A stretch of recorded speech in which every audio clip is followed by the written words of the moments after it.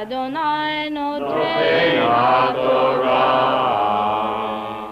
Baruch atah Adonai Eloheinu melech haolam. An American Indian communing with himself and with God. A Jewish youth at the ceremony of his coming of age, the Bar Mitzvah, when he learns the responsibilities of his adulthood. The human voice is our basic tool of expression, our inner and our outer means of communication. We use it for song because it is the most immediate and compelling way of formulating and conveying our emotions and our thoughts to ourselves and to others. In fact, I would say that the human voice and human song are the very definition of the human species. In Tibet and other parts of Central Asia, there is convincing evidence that harmony itself may have been discovered through the use of the single human voice.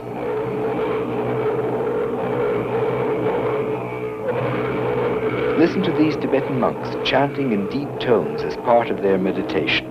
Each monk is in fact creating his own harmony by using the power of the voice to create its own natural overtones.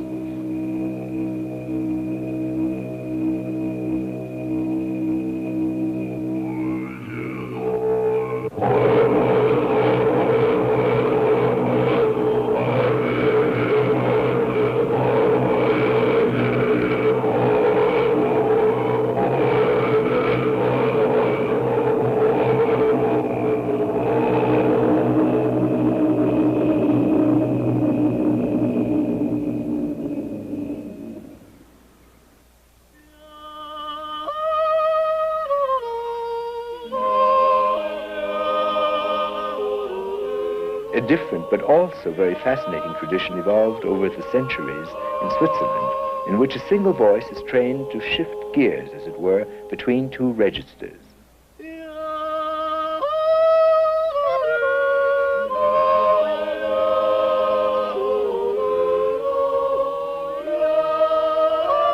age-old technique is known as yodeling. Here, voices combine in the way which was to produce Western harmony.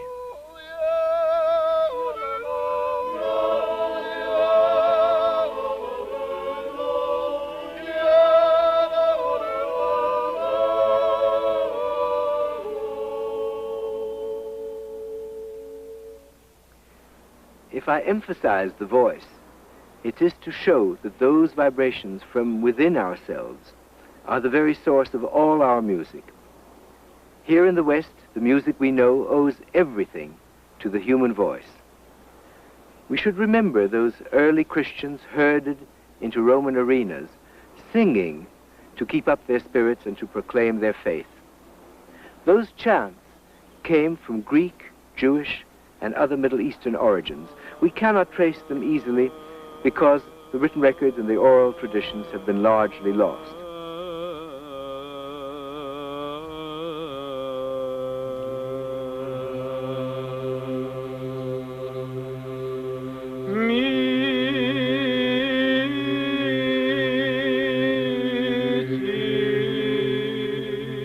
Although the Christian church spread across the whole arc of Europe from its center in Rome, it was only at its eastern end in Byzantium, nearer its birthplace, that it became rooted in the 3rd century in a rival center. There, influences which fashioned its sounds and its images were of local origin, Hebrew and Greek, to be joined later by strains of Syrian and Armenian. Hymns are usually sung by a single cantor, who is thus able to exercise more freedom in decorating the melodic line than would be available to a choir, who might have to sing it more slowly.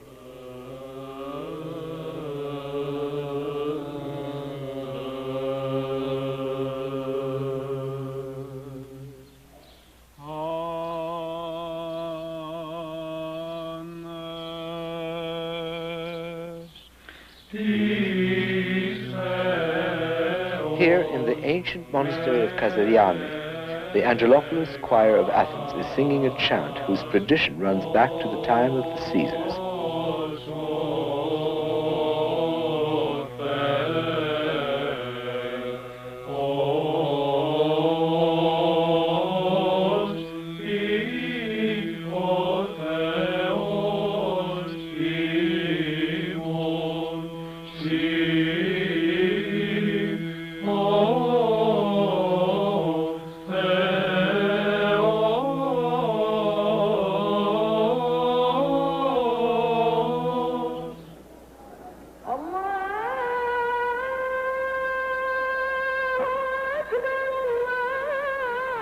From his minaret, the muezzin proclaims, "Only God is God, and Muhammad is his prophet." Muslims do not define this chanting as music. In fact, music is banned from worship altogether. Yet here, as in Christianity, the voice still remains the clearest communal expression of the love of God.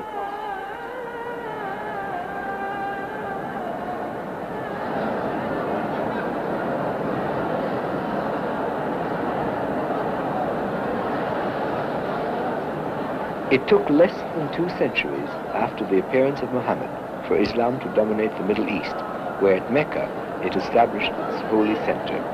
There, the black draped Kaaba, with its ancient and sacred stone, remains the symbol of worship for millions.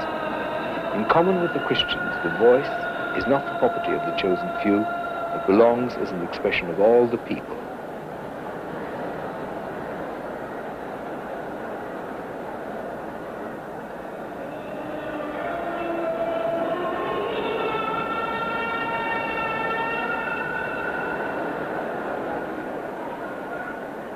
The power of Islam originating in Arabia extended by land throughout the warm latitudes, all the way from Spain to Southeast Asia and even on to the Pacific beyond. In India, it met a very ancient, coded and classical tradition. There, music for the single voice or instrument reached its highest peak. India was peaceful, her arts flourished, and music of incredible purity and refinement emerged. Perhaps the most inspired exponent of this great art, in which the single, highly decorated melody is sustained above the drone and the rhythm of the tabla, is my friend and colleague Ravi Shankar, the world's outstanding sitar player. He has come here to Gstaad in Switzerland to take part in my annual music festival.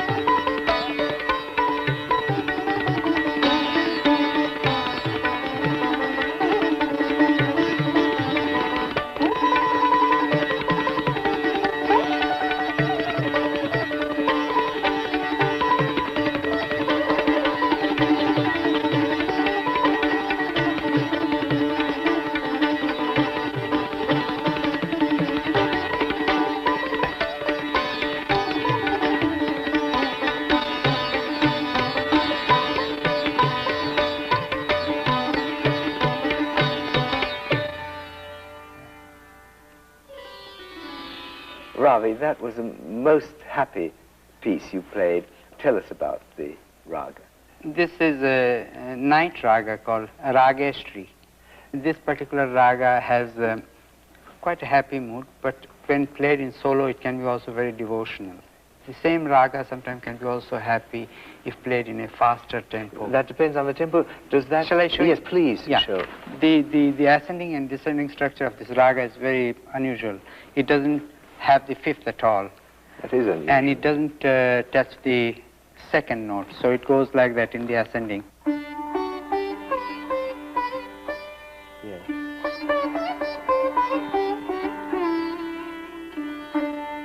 Yes, the extraordinary complexity of Indian melodic ornamentation and invention and the rhythmic.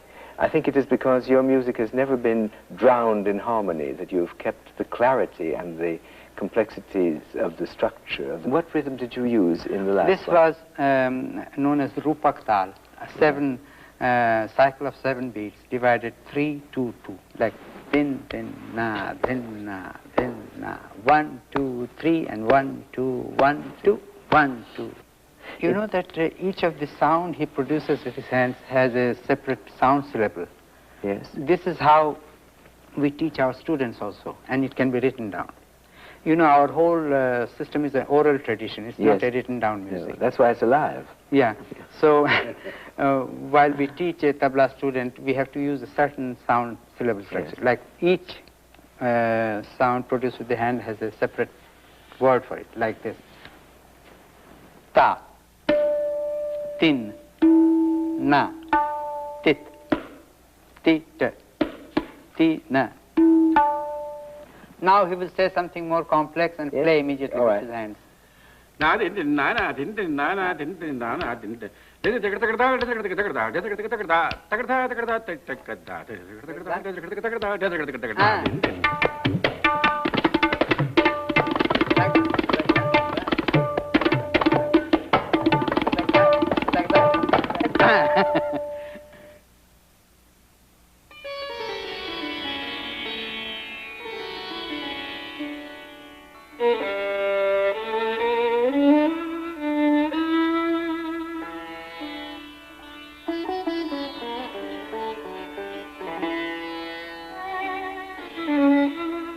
One of the greatest of many fortunes that music has offered me is that of being entrusted by Ravi Shankar with the playing together of several pieces which he created especially so that he could reveal to me something of the magic world of his musical style.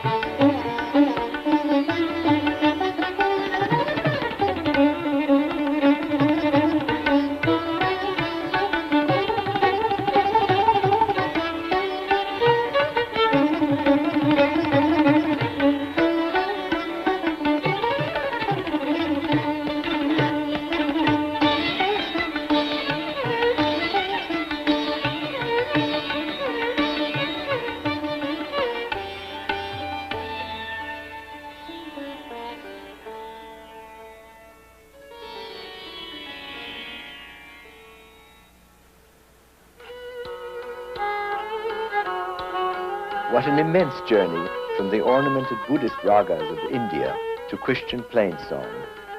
Halfway along that path, on the island of Crete, we find a connection in this version of a 1,000-year-old ballad celebrating a warrior's struggle against the infidels of Islam and against death itself.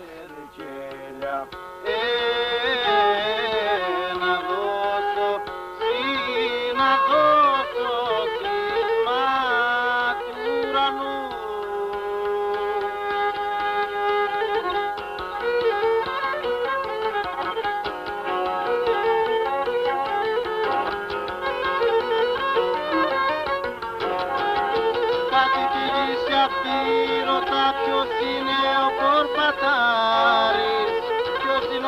In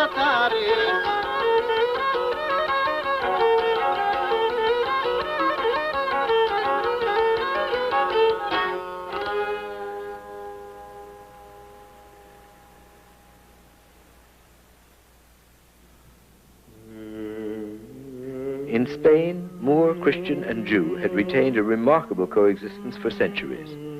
The Moors, intelligent and pragmatic, had permitted some Christians to pursue their faith quite openly, especially here in Toledo, while neatly extracting from them a fairly substantial tax in return for their tolerance. These Christians developed a form of plain song called Mozarab, or mock Arab.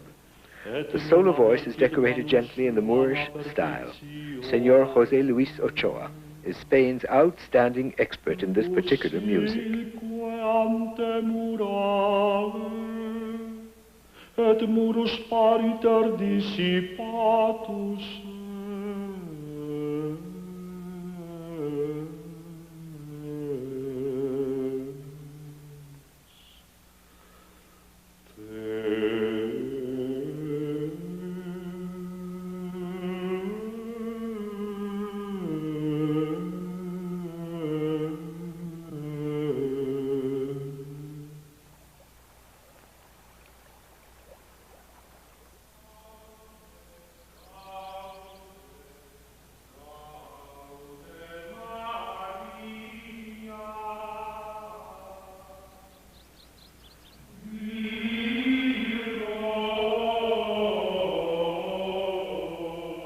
The sound that carried the Christian message for over 1,000 years shared the same impulse and intention as that of all great religions, the worship of the universal.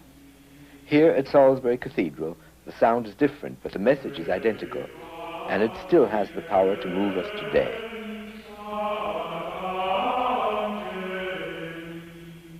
Echoing within its vast spaces resounded the voices that were the beginnings of the growth of Western music. Plain song remained a single melodic line sung in unison, as in the tradition of the Middle East. The unity of many voices singing as one was first codified through the efforts of Pope Gregory in 600 AD. This sound was in part a reaction against Rome with its blaring fanfares. Even the organ was not allowed here at first. The Romans had used hydraulic organs in the Colosseum and other places of public entertainment. Here, this was considered pagan and rather vulgar. In medieval times, the organ was at first restricted only to the court. The break with the single voice came slowly to the West. In Romanesque churches of the time, a new sound was being heard. Sit gloria Domini in secula letavitur Dominus in operibus suris. These voices no longer moved only in unison or at the octave. They added another voice in between, at the fifth, which followed like a shadow, as the others had, moving in exact parallel. Perhaps it started as an improvisation to accommodate different voice ranges. Sit gloria Domini in secula letavitur Dominus in operibus suris. It led to a new and more daring invention. Rex celi Domine maris undisoni, litanis litidis qualique son. Two separate voices, moving apart, coming together again, moving apart once more. The idea may have originated with the popular tradition of the day, but we cannot know for sure because that music was not written down. Rex celi Domine maris undisoni, litanis litidis qualique son. As architectural techniques became more and ever more sophisticated, the smaller and very beautiful Romanesque and Byzantine churches were giving way to the more Gothic cathedrals such as Chartres and Canterbury. In their imposing interior spaces, musical instruments were finally readmitted to accompany plain song, and the sound on feast days must have been truly glorious.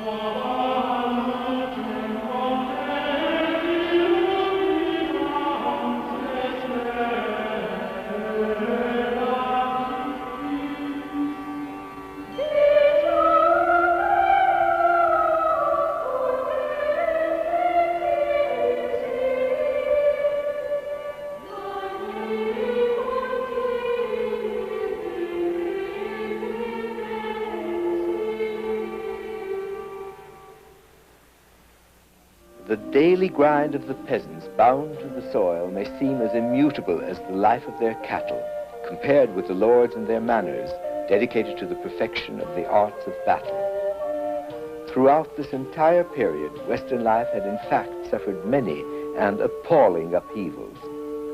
In 800 AD, Charlemagne was crowned emperor, and a semblance of authority and harmony began. Yet throughout history, the centralizing of power has brought about the downfall of the previous, more elegant civilization.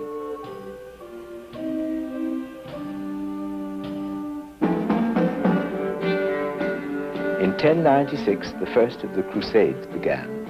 There was great jubilation when word came of the fall of Jerusalem to the Crusaders in 1099.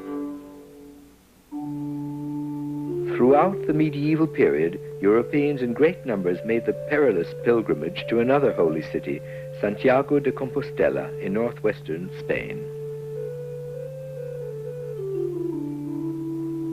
Here at Burgos and at intervals along the road, monasteries sprang up to shelter the faithful. The pilgrims shared the ideas they brought with them from so many regions of Europe. The trail became a great cultural melting pot.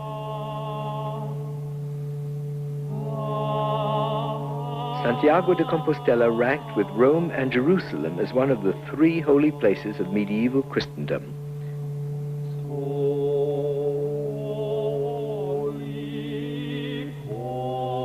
From Santiago, equally vital as a center of music, comes the chant you are hearing now. New musical ideas such as this were spread across Europe by pilgrims returning home.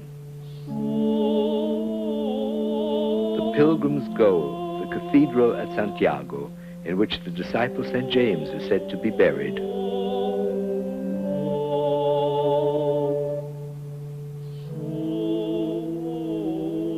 Behind this false facade, built 300 years ago, stands the original entrance, one of the glories of Spain, rightly called the Portico de la Gloria. It is a perfect treasury of the musical instruments of 800 years ago, carved in its stones. There can be no greater proof of the importance of music both to the church and to the pilgrims who reached Santiago.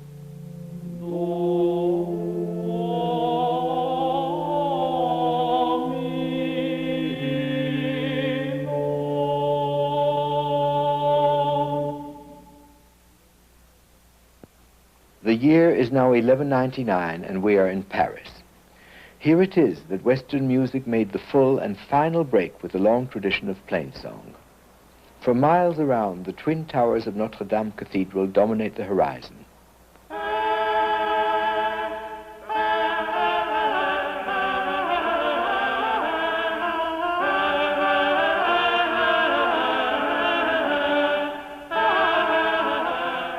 Here, the voices of men and boys and of instruments mingled with the organ at last admitted to the church.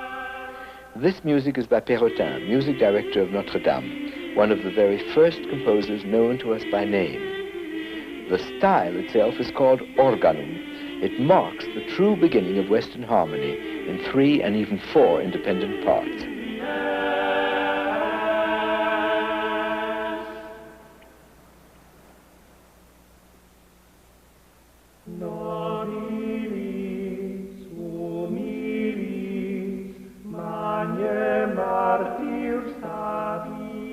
This hymn to St. Magnus originated here in the Hebrides, north of Scotland, and is sung in parallel voices only a third apart.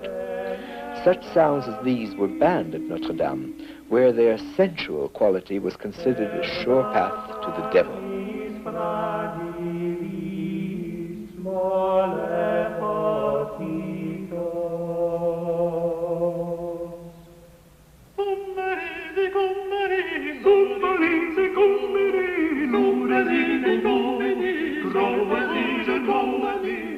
This is Summer is a Comin' In, one of the most famous of all English songs, and the oldest and most complex we know from this period in the form of a round or canon. 4 main voices carry the melody, entering one after the other.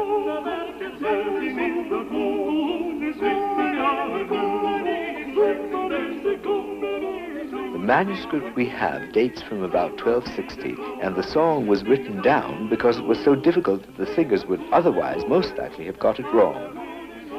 When all the voices are sounding together, this music reveals one of the most powerful effects known in Western music, the resolution of harmonic tension through the return to a home key.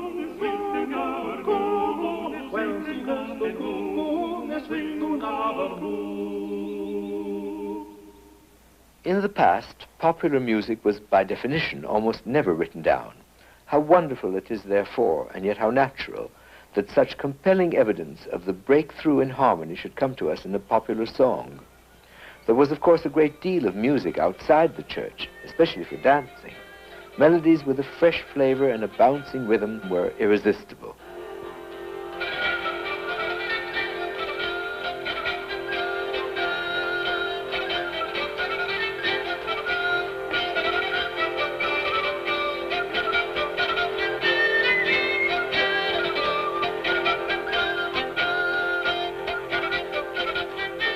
This dance, known as the estampie, probably had its origins in France. The instruments accompanying such dances were infinitely more variable than ever before. The reeds, for one, had been brought home by the Crusaders from the Middle East, and thus both the dance and its music for popular use developed and spread to all parts of Europe.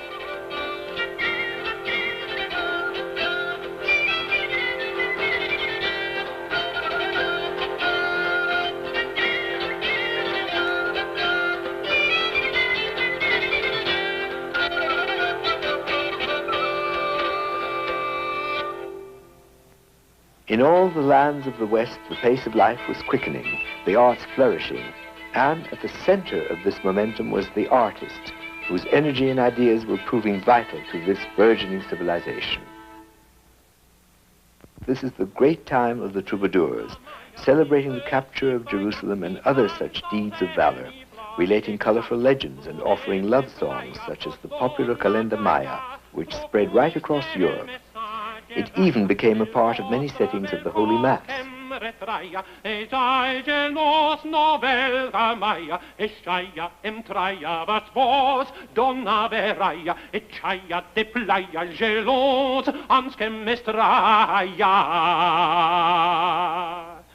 Ma bella mia, per Dieu non sia que j'gelos. 2 major influences, that of the Latin language and the Christian religion, had to a large extent unified Europe, encouraging the traffic which loosened the social and moral strictures of the Dark Ages so radically that the troubadours were able to introduce the first earthy and passionate love songs.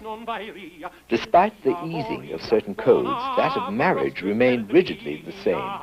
The knight was bound by chivalry and honor to an arranged marriage based on property, family ties, or by royal decree. The dedication of the romantic love song to the lady of his heart enabled him at one and the same time to abide by the rules which bound him to his legal wife while sublimating his passion for another in music. In about 1345, Jacopo da Bologna set to music this beautiful love poem by Petrarch, the great Italian poet of the Renaissance. Non al suo amante piacque Dian. Shall we try, no?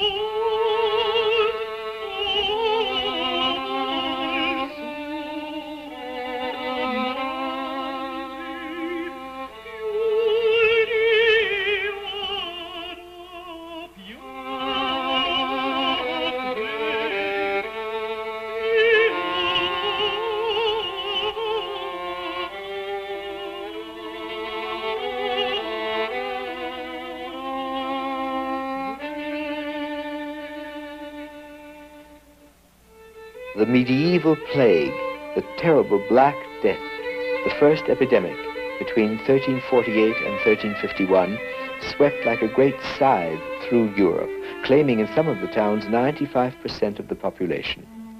The devastation it wrought was not only physical but spiritual, for as it dragged on savagely and intermittently for the following 3 centuries, it shook the faith of Christians to the very foundations.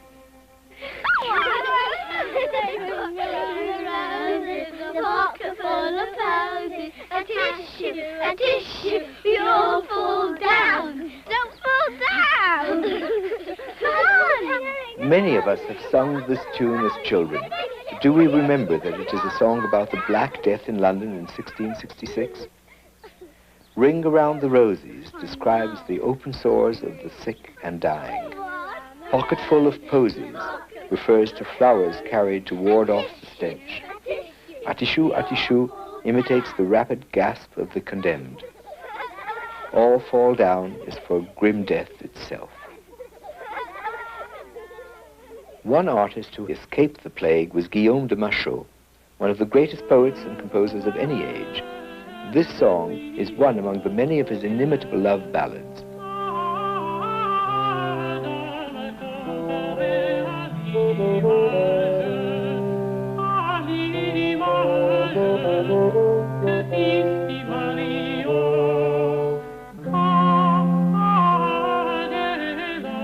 Machaut can be considered as the first great European composer, as in a sense he was the last of the troubadours.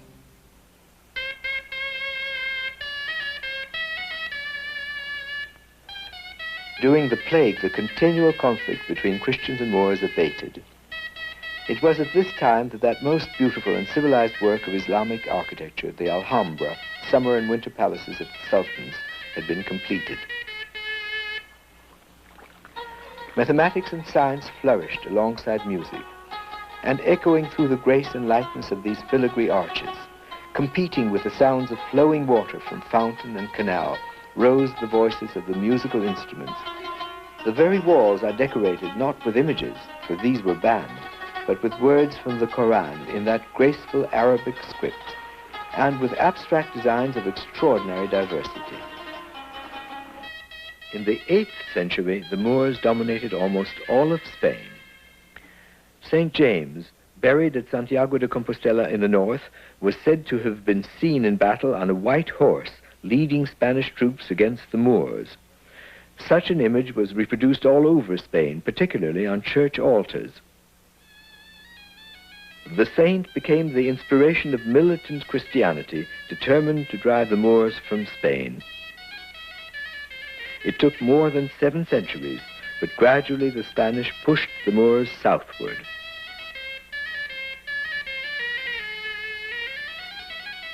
King Ferdinand and Queen Isabella finally expelled them from their last stronghold. On January 2nd, 1492, Granada fell. This was one of the great landmarks in Spanish history, for the victory united Spain, and later that very year, confident in their newfound power, the king and queen financed the expedition of Christopher Columbus to the New World.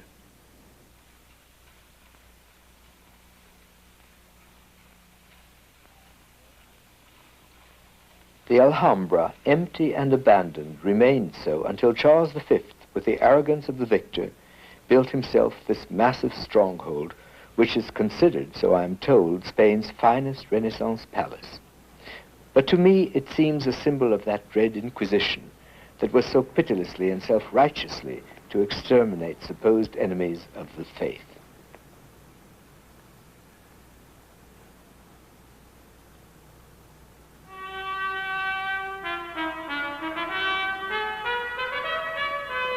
At the beginning of the 15th century, a new clarity of harmony, almost totally free of dissonance, pervaded European music in general, and especially that of Guillaume Dufay, whose motet Apostolo Glorioso we are now hearing.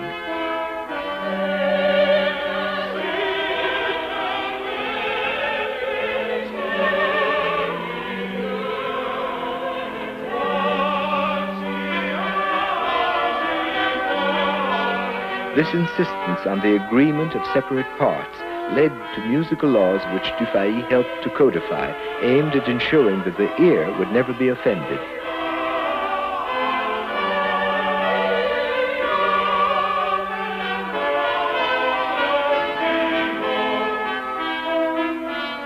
These rules were insisted upon for all music heard in church.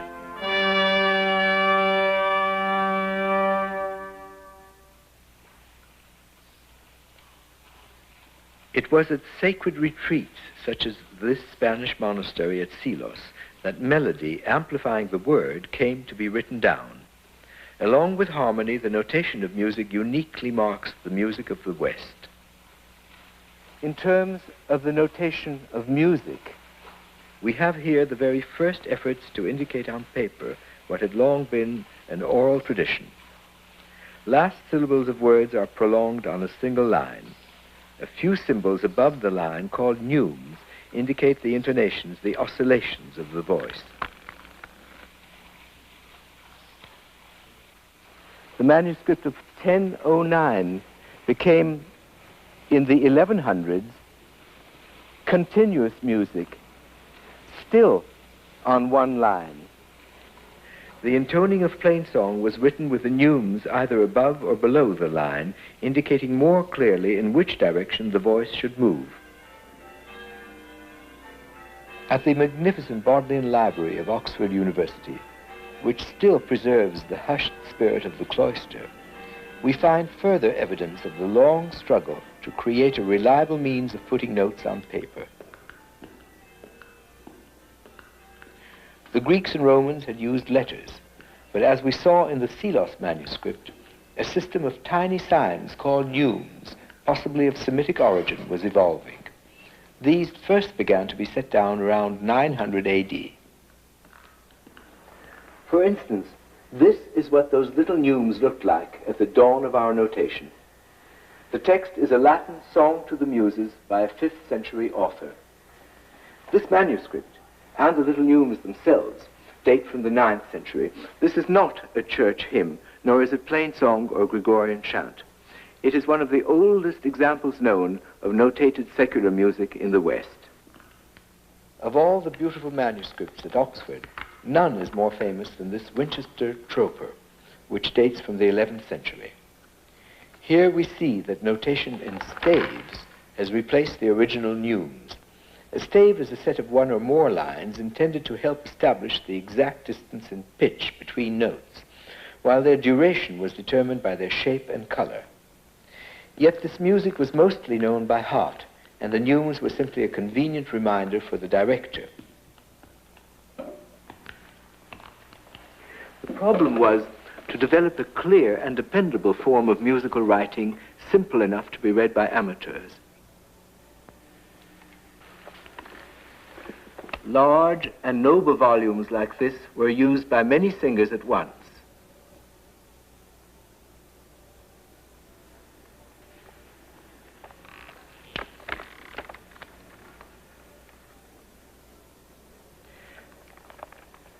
This is a 15th century volume with music by Dufay, written down during his lifetime.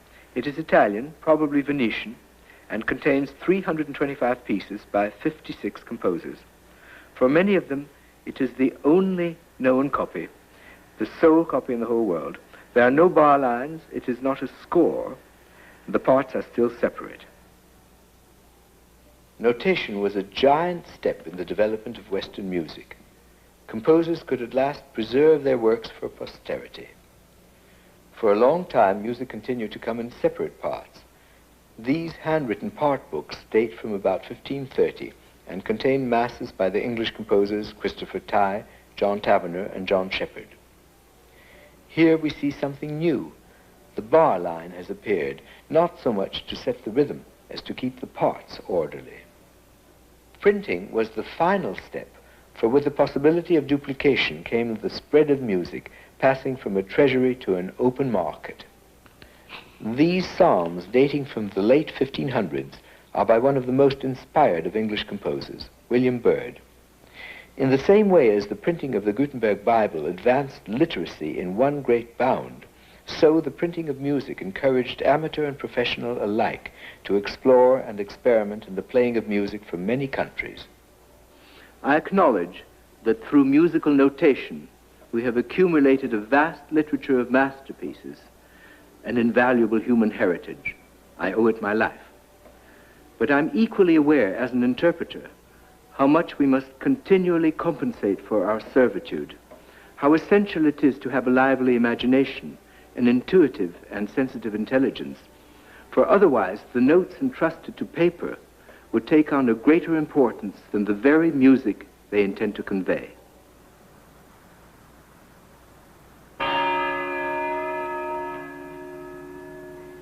And bells, too, are music.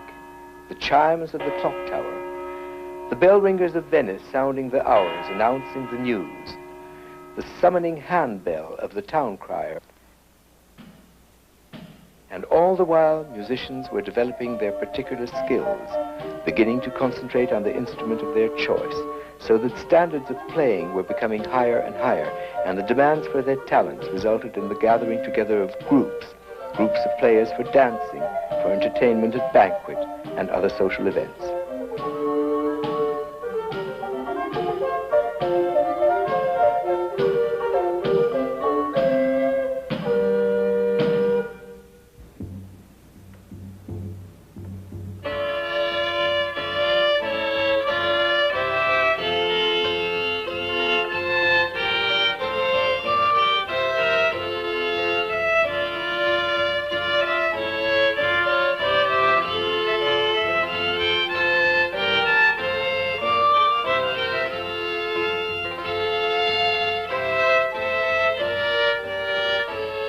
As music spread throughout all classes, the court drew more and more upon the rich source of folk melodies, converting them into such exquisitely formal dances as this pavan.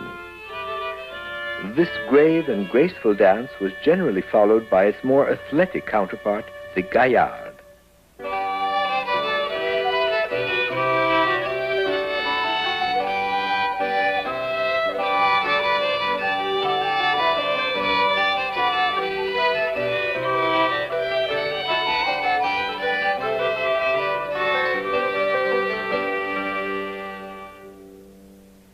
Following the plague and the Inquisition, there was an extraordinary awakening in Europe, as if persecution and disease were a stimulus to the visionary in mankind.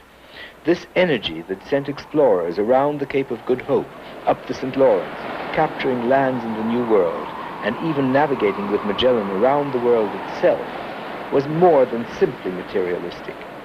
It was a recognition that man's life was his own and not church property. In 1517, Martin Luther nailed his 95 Theses to the door of the church at Wittenberg, condemning the excesses of the Church of Rome. The Reformation was born. Perhaps that very step in emancipation projected societies towards those competitive and materialistic ambitions that have been the hallmark of our civilizations ever since. The music we've come to know and to love was being forged out of the stress of that period we've come to call the Renaissance. To most of us, the word Renaissance evokes painting, literature, drama, architecture, and finally, music. It was at this time that music made a very critical contribution to our thinking process, just as it had done from the time we were still living in caves. The process of trial and error, of testing ways to put music together, much as was happening in the realm of science. For music is both art and science. In fact, Greece had been rediscovered. The ideal human form appealed to that age. Greek literature and drama made a profound impression on all artists. Europe had regained its sense of continuity with its own past. From now on, man was to be the measure of all things.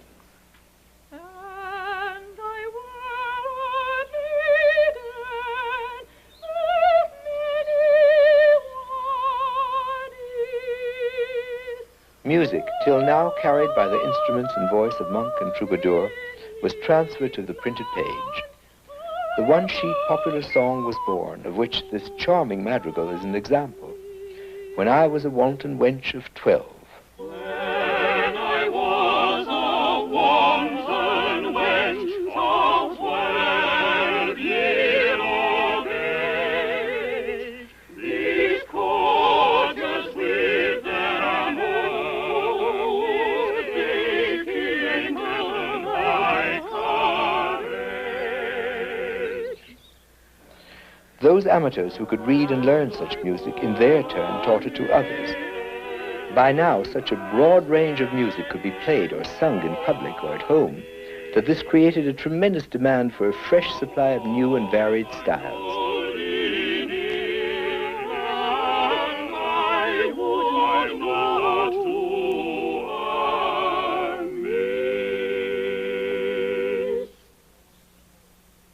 Songs had always been part of popular culture, but the printing of them brought a proliferation of composers of lesser rank whose work spread in a way not possible before. Our soldiers were brave and our courtiers were good. Oh, the roast beef of old England, and oh, for old England's roast beef. Our farmers of old were robust, stout and strong, and kept open house with good cheer all day long, which made their plump tenants rejoice in this song. Oh, the roast beef of old England, and oh, for old England's roast beef.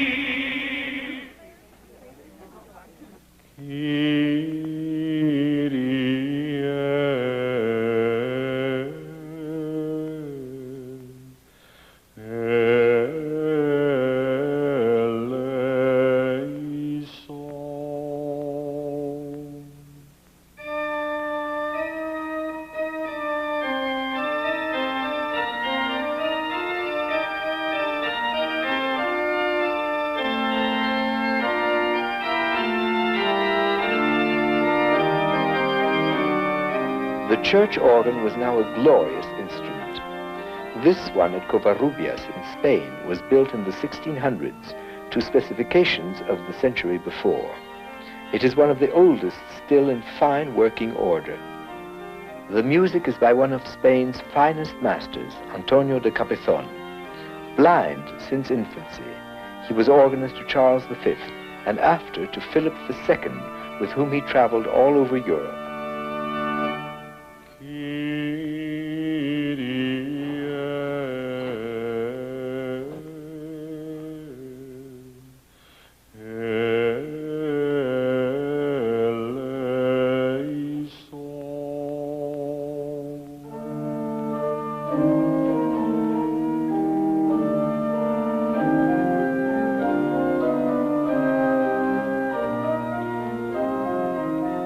Here, in Covarrubia, we are at the birthplace of the Castilian dynasty and the power of Spain. Even the gold of the Incas from Peru has been brought over to glorify the church and its servants, the Catholic kings of Spain. In Rome, the focus of Catholic power was St. Peter's Basilica.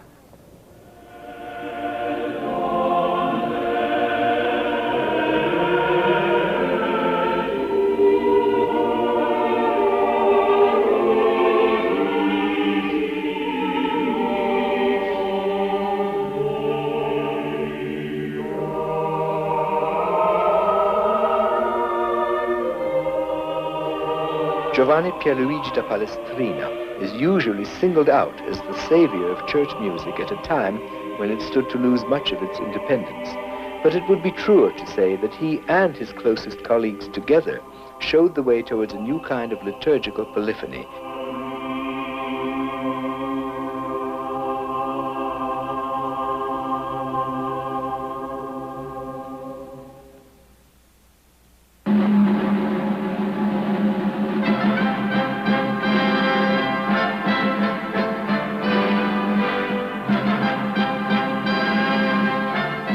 Europeans, who had once banded together in holy crusade, now fought each other perpetually.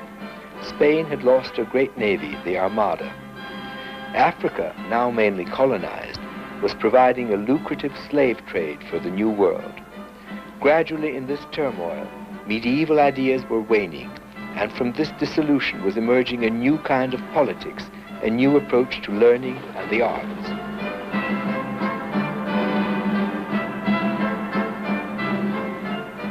At the heart of this lively and busy world was the maritime city-state of Venice, already for centuries not only the most brilliant, beautiful, and powerful city, but the possessor of the only empire of the medieval world. Venice, entirely independent, trading with all countries irrespective of their affiliations. She could provide larger armies and navies for hire than those possessed by most kingdoms. While Rome was the center of papal power, Venice outshone all other cities in the richness of her culture. Her beauty and power attracted the brightest minds and the most gifted artists. In music, Venice occupied much the same position as Vienna was to assume some 2 centuries later.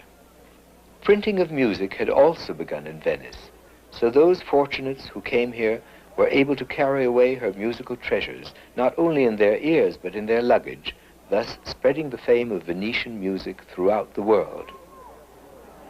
Voices and instruments combined on a scale never before imagined. One can assert that the idea of designating specific parts for specific instruments chosen by the composer rather than left to chance, the art of orchestration was born here. The Basilica of St. Mark became the musical center of the world at the end of the 16th century. The musical life of Venice was dominated by 2 remarkable men, Andrea Gabrieli and his nephew Giovanni. They evolved ways of balancing huge choruses with massed brass by placing them at the 4 corners of the basilica. Add to this 2 organs, and the resultant spectacle must have been overwhelming for both ears and eyes, as it still is today. This was indeed a summit for the music of the Renaissance and a turning point. A work such as An Excelsis Domino by Giovanni Gabrieli could be heard as far away as in this splendid cathedral of Canterbury in England. Such a work was a glorious note on which to end the total dominance of the human voice in music and to signal the rising importance of the instruments